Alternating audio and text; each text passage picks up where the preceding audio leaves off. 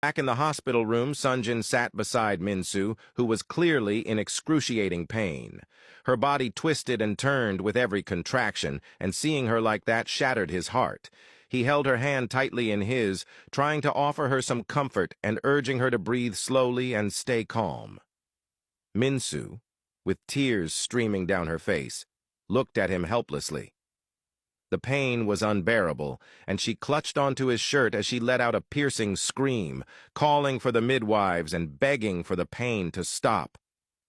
Distressed, Sunjin immediately stood and began gently rubbing her back, pleading with her to hang on, assuring her that it would all be over soon. But even he was starting to unravel inside.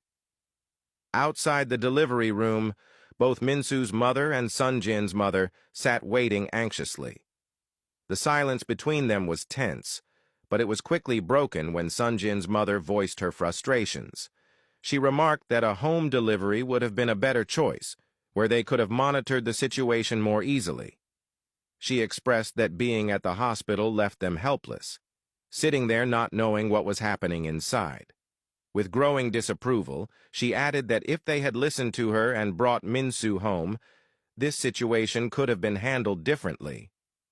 Minsu's mother sat silently, consumed with worry for her daughter. Her thoughts were solely on Minsu's well-being, not on blame or regret. But Sunjin's mother continued, criticizing how Minsu had been cared for and implying that with better attention, the early labor might have been avoided. Unable to bear it any longer, Minsu's mother suddenly stood and faced her. Her voice, though controlled, was laced with frustration. She reminded her that her daughter was in pain, fighting through labor, and instead of offering support, she was busy pointing fingers. What they needed in that moment was to remain focused on the present, to pray and hope, not argue. Just then, Yuna arrived and immediately intervened, attempting to diffuse the tension. She reminded them that they were in a public space and that arguing helped no one. Minsu's mother, visibly upset, excused herself, saying she needed fresh air to clear her mind. Yuna turned to her own mother with a look of disappointment. She told her that she was always the one who was supposed to stay composed, the voice of reason, but in that moment, she was not being fair. Sunjin's mother, softening slightly, said that her concern was for her grandchild and admitted that she was scared that Minsu going into labor early could lead to complications. Meanwhile, back in the delivery room, Sunjin remained by Minsu's side, holding her hand and trying his best to soothe her. When the midwife returned and said they needed to examine her, he stood, reluctant to leave.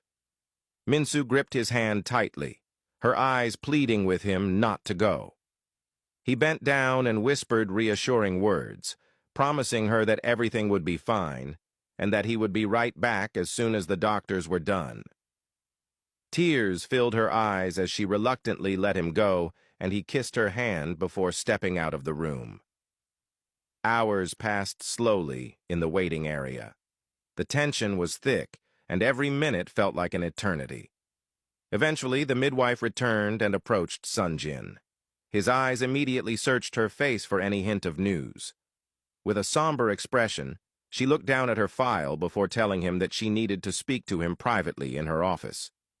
A wave of panic washed over Sunjin as he repeatedly asked if Minsu was okay.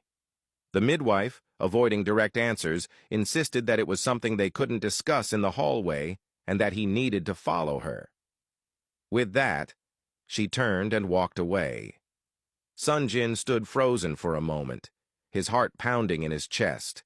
Fear gripped him. His mind raced with possibilities, but he quickly shook it off and forced himself to move. Gathering all the strength he had left, he followed the midwife toward her office, bracing himself for whatever news awaited him.